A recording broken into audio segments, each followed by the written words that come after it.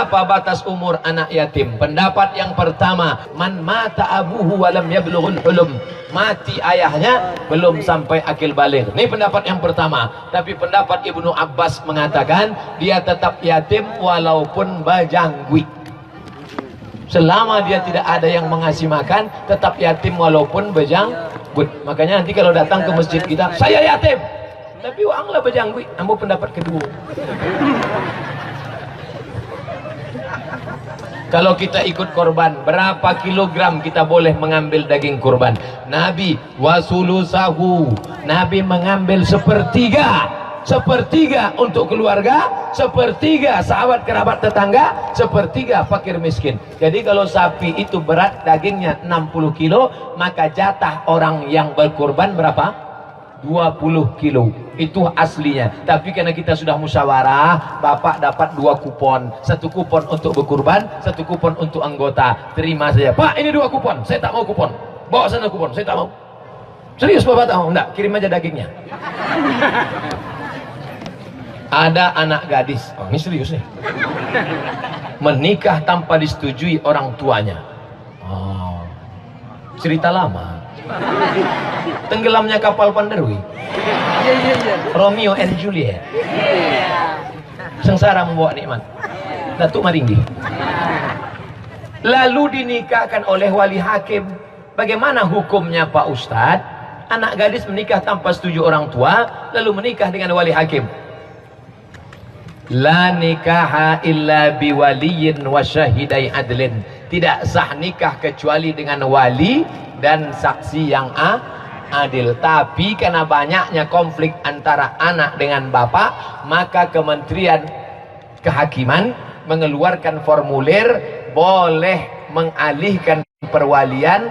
1, sebab jarak. 2, sebab ada konflik. 3, sebab wali tak ada. Bisa berpindah ke wali hakim, diatur dalam namanya KHI, kompilasi hukum Islam. Makanya kalau ada Pak Kua berani menikahkan, kuanya jujur dan amanah, itu berarti dia masih mengikuti dalam koridor kompilasi hukum Islam. Tapi sebaiknya, yang paling afdolnya, utamanya, menikahlah kalian dengan wali akrab ayah. Tak ada ayah, datuk. Tak ada datuk, abang. Tak ada abang, adik. Tak ada adik, abang ayah. Tak ada abang ayah, adik ayah. Jadi dikeluarkan satu formulir pengalihan hakim dari wali akrab kepada wali hakim, disebabkan oleh pasal-pasal diatur dalam Undang-Undang Negara Kesatuan Republik Indonesia.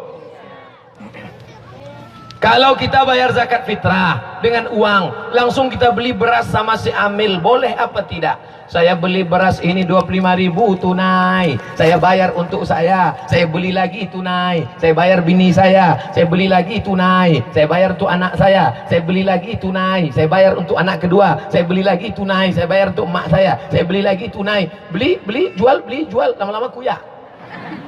Maka jual belinya batal. Kalau jual belinya batal, maka zakat fitrahnya batal. Yang tahun lalu berjual beli, ulang. Saya tak pernah melakukan itu. Saya sampai sekarang bayar zakat fitrah pakai beras. Saya beli beras, saya masukkan ke plastik. Ini untuk saya, ini untuk keluarga saya, ini untuk anak saya, ini untuk emak saya. Kita bungkus dari rumah, bukan kita beli di masjid.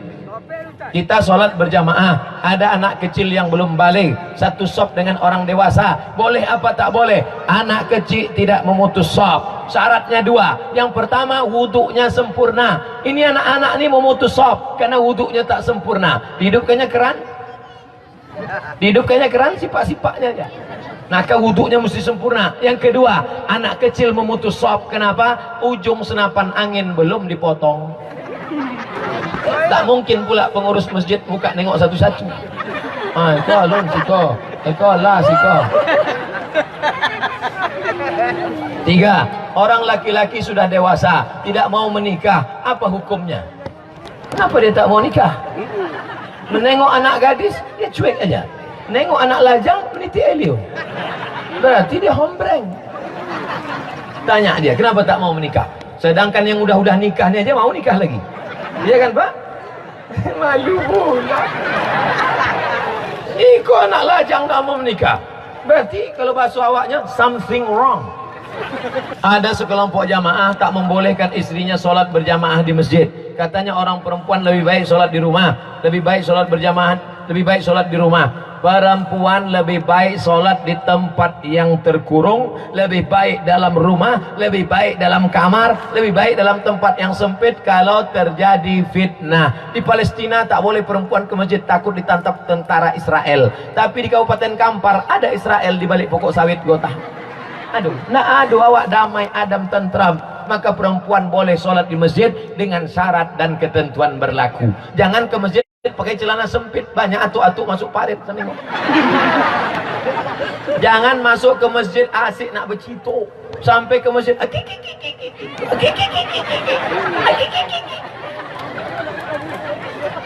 masuk ke masjid berzikir la ilaha illallah Muhammadur Rasulullah, elok-elok berzikir, bangga wak.